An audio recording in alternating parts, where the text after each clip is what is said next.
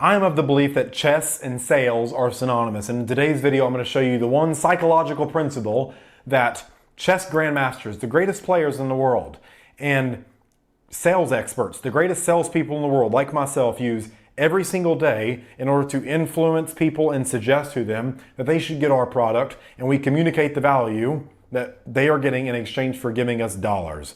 And so in order to understand this, you have to understand the board real quick. So let me give you a breakdown. Yes, this is a fancy board. Some of the pieces look different. Bear with me. Up front, you have your pawns. These are these guys. They capture diagonally. They're typically throwaway pieces. We'll sacrifice these motherfuckers like left and right. But they have, every piece plays a part, and they're all dangerous if used correctly, okay? It's just like you have to know the right tool for the job. All right, which strategy, which tactics are going to make that work. Over here, you have your towers, as I call them, or your rooks. They go in straight lines, sideways, or straight down. You have your horsies, or your knights. They capture in an L shape, so up 2 over 1 or up 1 over 2. You have your bishops. These are the little tower motherfuckers with chips in their mouth, and they go diagonal, so they're like sniper rifles. They can go on any open diagonal as long as they're not restricted. We're going to be using those a lot today. Your king, the most valuable piece on the board. Your most valuable piece on the board, and also the thing you're trying to protect the most. The whole essence of the game is to capture the king. Just like in sales, we're trying to capture the sale. All right, that is their king, is their money. All right, their wallet. The moment they open that up, checkmate. Gotcha? You tracking? Next, this bitch, the queen, the queen. And just like in real life, women think they can fucking just go wherever, and they can, across the board. So as long as she's open, she can go any damn where on the board in a straight line. She sees something over here, she'll fucking capture it. But here's the thing. People get too hung up on losing the queen. I'll sacrifice this bitch like it's no one's business. All right? Most dangerous piece on the board by far. But guess what? All this happy life bullshit, it's not fucking real. A happy man is God's plan. How unprofessional of me to talk derogatory and to not wear a shirt on YouTube to impress people that I don't even know. All right? I do these because I like teaching, and it's impressive to me. I impress myself. All right? And I like looking at myself and listening to myself on camera to see how better my articulation and besides the point, let's go into this. All right? And why do I do stuff like that? Because some people think I'm conceited, cocky, arrogant. You're right. Just like all successful people have a little bit of cockiness and arrogance to them. I do that because if you don't love you and tell the world who you are, then the world will tell you who you are. And no one's going to go out there and say, oh, wow, Mason's so great. Like, people aren't going to talk about you as well as you're going to talk about you. No one's ever going to fucking care enough about you to come do whatever you need done. So if you're not your best friend and putting yourself on a pedestal, no one else fucking will. All right? And I refuse to be one of these fucking peasants that just get sacrificed and discarded so the queen and king can do whatever the fuck they want. I'm not going to be that. All right? So how do we open this up? We're going to do the legal trap. We're going to start off pawn to e4, pawn to e5 is how the customer responds. And I'll break you through the sales philosophies and all that stuff as we go. All right, so now we're attacking the center, trying to create a strong center and defend it. What do? We defend our piece. We're going to start creating threats on the opponent. We bring out our knight. All right? How do they respond? They bring out their knight as well. All right? So what do we do now? We bring our bishop out to play. So he is eyeing their knight. He's keeping this pawn stuck to that knight. All right? So what do we do next? Well, because they're so smart, they bring their pawn out one. And this is actually a terrible move. It plays right into the fucking trap. What do we do next? We bring out our other knight to prevent pawn from going here and capturing our bishop. So we're blocking the threat, and we're creating threats on this open square. We're maintaining a strong center. All right? But what the customer really wanted to do by moving this pawn out is open the board, open the sail up to give us her objection to create threats. All right, to stay safe. Understand, everything our brain does is to stay safe. All right, so the bishop slides all the way out here and threatens our knight. And there's a scary thing that happens if we move our knight. I'll go over that here in a second. What do? we reciprocate and we create a counter threat. All right, get the fuck out of our board. She's swimming in deep water and I'm about to drown this bitch. All right, pawn over here, she moves back to safety. Now, what is the most logical thing to do right here?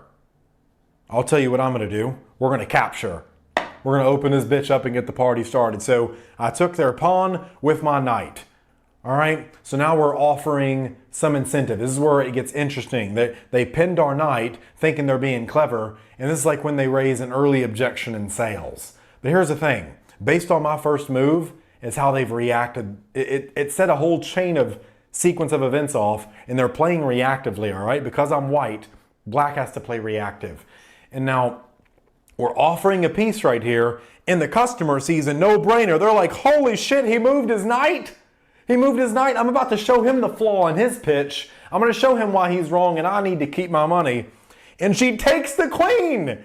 And they take the queen, the most valuable piece on the board. I told you I would sacrifice this bitch the moment I fucking could. Get this bitch off. All right? Here's where she fucked up. You ready? We go bishop over here and take our pawn, threatening check. So now it is check. All right? The king has to move right here, up one, knight right here, checkmate. Checkmate. All right, she played right into our position, and all of her moves, all of the customer's move, they felt logical. They felt like they were making their own decisions of free will and of their own accord. But in all reality, it started off when I went to pawn to e4. I set this whole chain of events. So just like chess grandmasters are 14, 20 moves ahead of their opponents in a game of chess, it is also, let me quote John Roca, from one of my favorite movies, Never Back Down. He says, it is your responsibility to control the outcome. All right? So how do we get people to play reactively into our favor? How do we make them think it was their idea so they feel like they're making a good decision? All right? When that customer took our queen, it's like, oh, they think they found a flaw in our pitch. When in all reality, we made that happen. We made that happen. They take what looks like an obvious win and they show us their true nature. They show us their cards on how they want to be defeated. All right, checkmate. The customer walked right into your solution.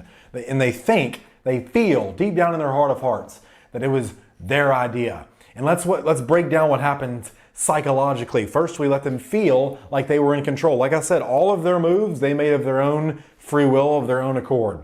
We presented opportunities, not demands. We didn't force them to do anything.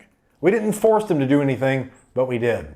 3, they made all the key decisions themselves, like I said. And 4, each move felt like the right move. It felt logical for them. All right? It felt like it was their decision. It felt like the right thing to do. But it wasn't. And in sales, this looks like asking questions instead of making statements. We're trying to peel the onion layer back. We're trying to get deep. All right? Why? It's letting them discover their own shit.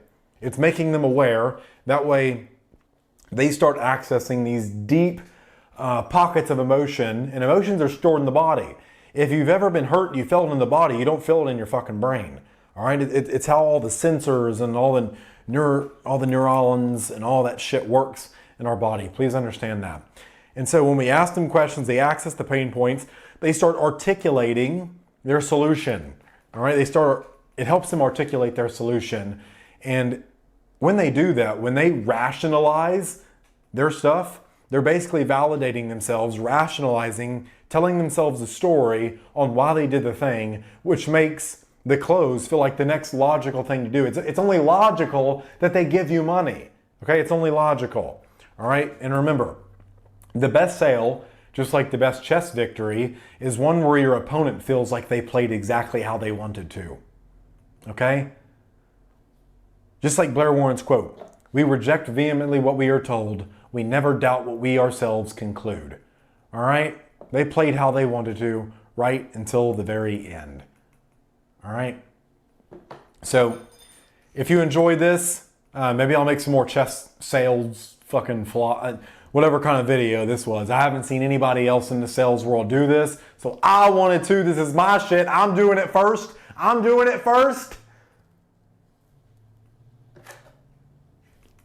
See this? I'm fucking watching too many Wolf of Wall Street movies.